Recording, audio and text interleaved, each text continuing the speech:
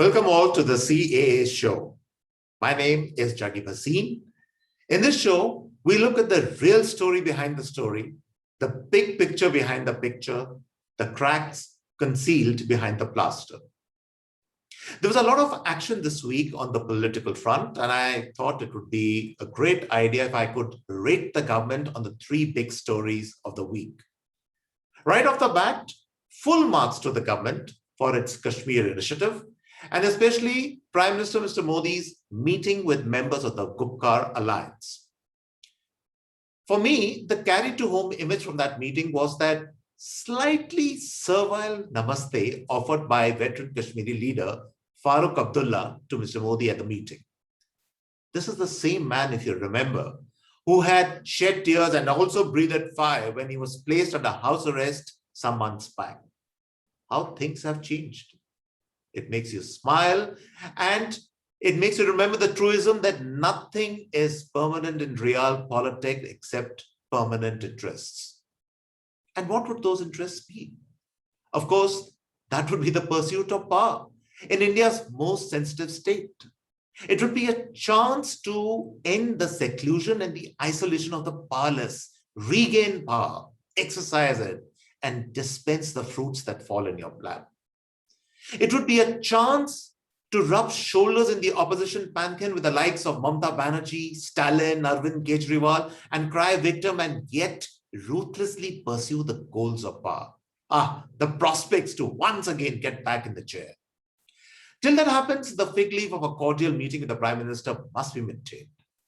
And luckily, the vexatious matter for these people of Article 370 is sub judice.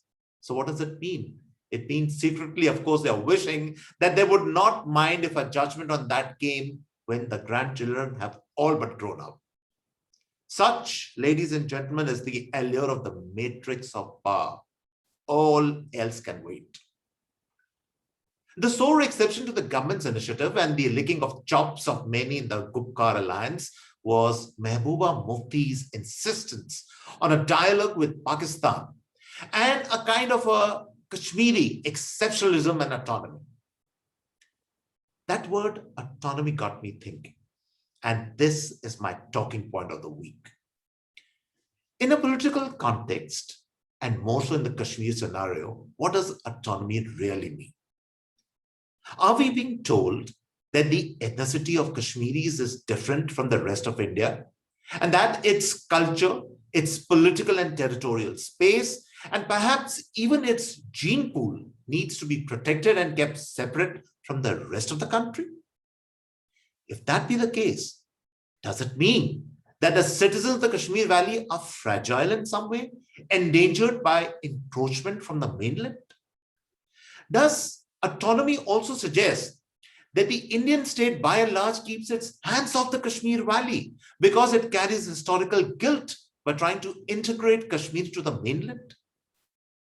Is autonomy the expression of the ordinary Kashmiri that it does not want to be held accountable to the laws of the Indian state because it fears dilution of its identity and ethnicity?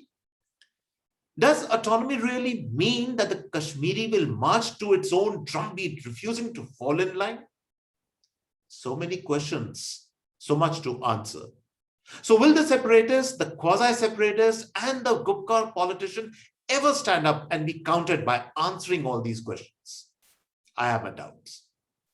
We, the ordinary Indians, are troubled by no such existential questions. Kashmir is the jugular for us that connects the body politic of India as a whole. It cannot be damaged or severed or weakened. We all have an identity. An identity may be that of as a Bengali or a Punjabi or a Maharashtrian and so on. And then we have an identity as an Indian. Kashmir, or for that strange term Kashmirian, cannot be allowed to be an exception or an aspiration.